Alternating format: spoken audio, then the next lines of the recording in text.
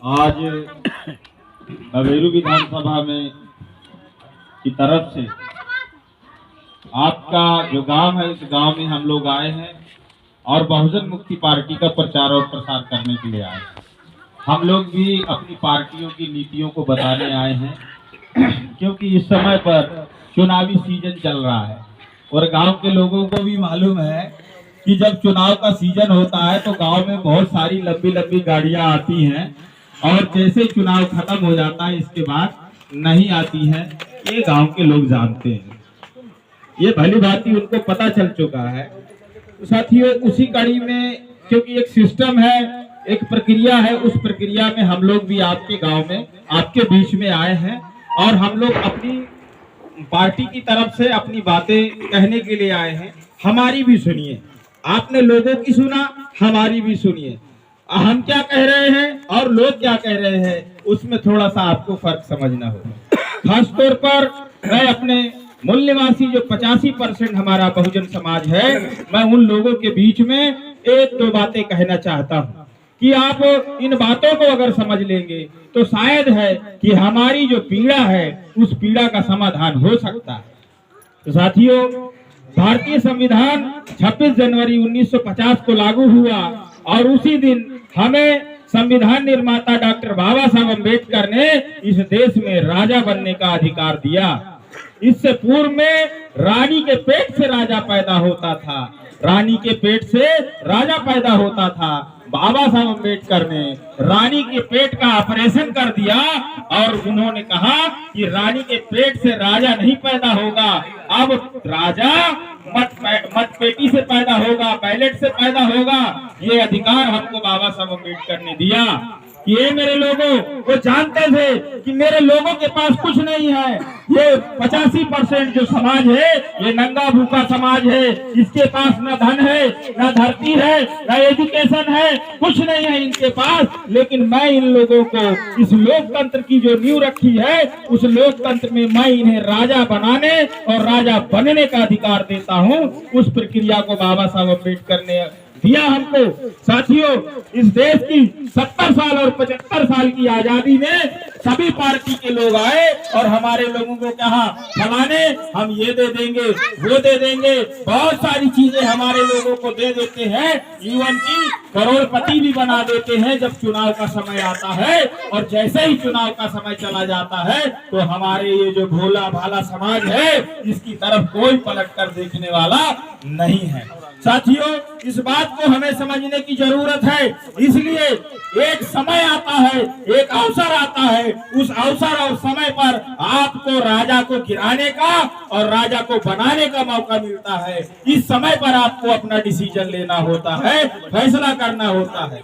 मान्यवर काशीराम साहब कहते थे क्योंकि जो लोग इस देश पर राज करने वाली मनुवादी पार्टियां हैं उन लोगों ने हमारे लोगों का शोषण किया और उनके वोटों को खरीदने का काम किया और खरीद करके फिर शोषण करने का काम किया। ऐसा वो करते हैं निरंतर और हमारा जो समाज है आज भी वहीं का वहीं बैठा हुआ है, उसके जीवन में कोई बदलाव नहीं आया है। शोषण क्यों करते हैं? क्योंकि हम उनको शोषण करने का अवसर देते हैं।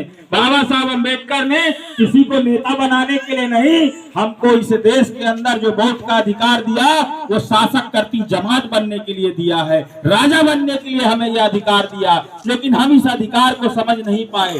तो काशीराम साहब कहते थे कि वोट बेचना बेटी बेचने के समान है। बहुत कड़ी निंदा की उन्होंने, बहुत कड़े शब्दों में ये बात कही कि अगर हम लोग अपने वोट के अधिकार को समझ जाएंगे तो हम पीड़ा को दूर कर सकते हैं। उसी कड़ी में साथियों, ये राजनीतिक पार्टियां, मैं आखिरी बात कह रहा हूं, बस इससे ज्यादा नहीं बोलूंगा क्योंकि समय कम है।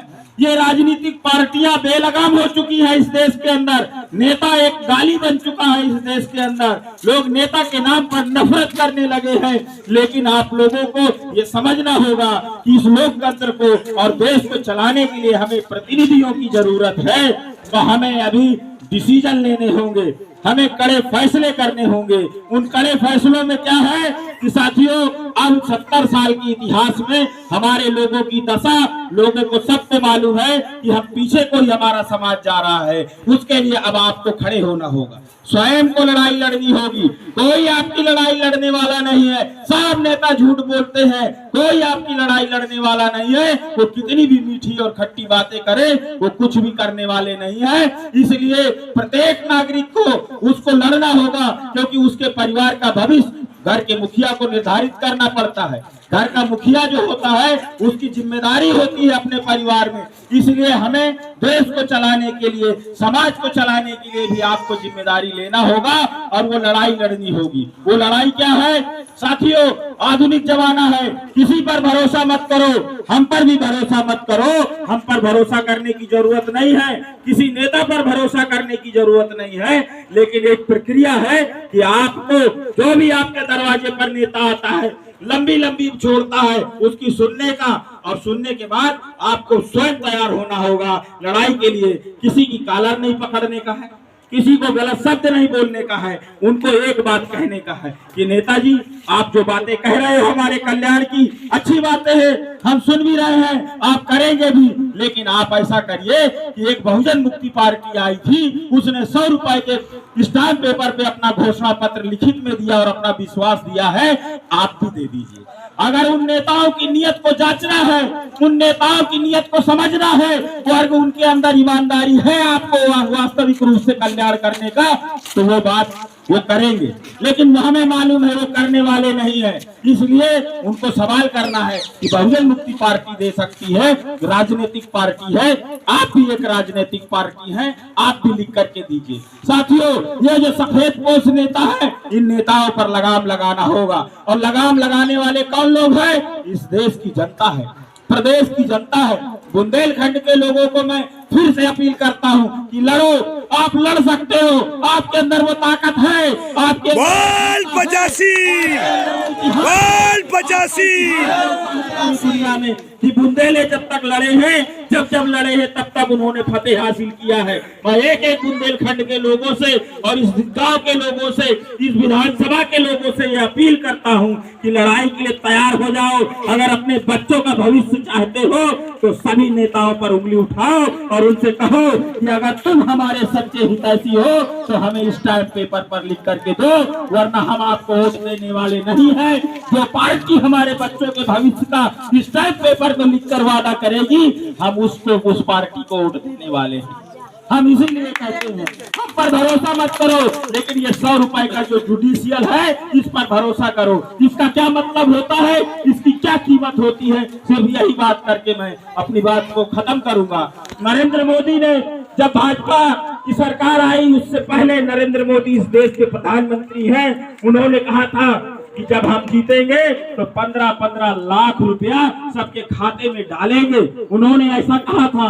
सरकार बनने के बाद उन्हीं के मंत्रिमंडल में इस देश के जो गृह मंत्री अमित शाह जी हैं, उन्होंने कहा कि ये जो 15 लाख का मुद्दा था ये तो जुमला था। अरे इस देश की जनता के साथ आप मजाक कर रहे हैं, उनके भविष्य के साथ मजाक कर रहे हैं, जैसा उन्होंने कहा जुमला था। साथियों मैं उदाहरण बता दूं कि अगर स्टैम्प पेपर पर नरेंद्र मोदी जी ने अगर ये घोषणा पत्र दिया होता और जैसे ही अमित शाह ने कहा था कि ये जुमला है, मैं आपको गारंटी के साथ बोलता हूं कि लाखों लोगों ने नरेंद्र मोदी के खिलाफ कोर्ट में जाकर के FIR किया होता और केस दर्ज किया होता, और नरेंद्र मोदी जैसे प्रधानमंत्री हैं उनको भी कोर्ट में आकर के कटघरे में खड़ा होना पड़ता कि आप जनता के साथ विवाहित बातें नहीं कर सकते। आप इस देश को चलाने के लिए जनमत मांग रहे हैं और उस जनमत का मजाक उड़ा रहे हैं। इसलिए साथियों सभी नेताओं को फंसाओ, सबसे मांगो स्टैम्प पेपर पे लिख करके, और जो काम नहीं करेगा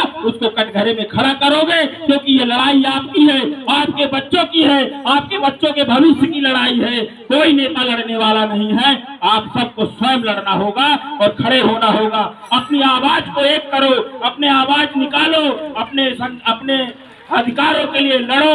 अगर लड़ोगे तो बचोगे, नहीं तो ये नेता आपको बचने देने वाले नहीं है। 5 किलो राशन पर ले आए हैं, आने वाले समय पे वो भी खत्म कर देंगे और धीरे धीरे कहेंगे कि ये देश विकसित हो रहा है और विकास हो रहा है। आपको विचार करना है। मेरे साथियों, इस बात को समझना है और समझकर विचार करके अपने जन और मत का उपयोग करना है। आपने मुझे सुना, धन्यवाद, आभार, जय मूल्यवान।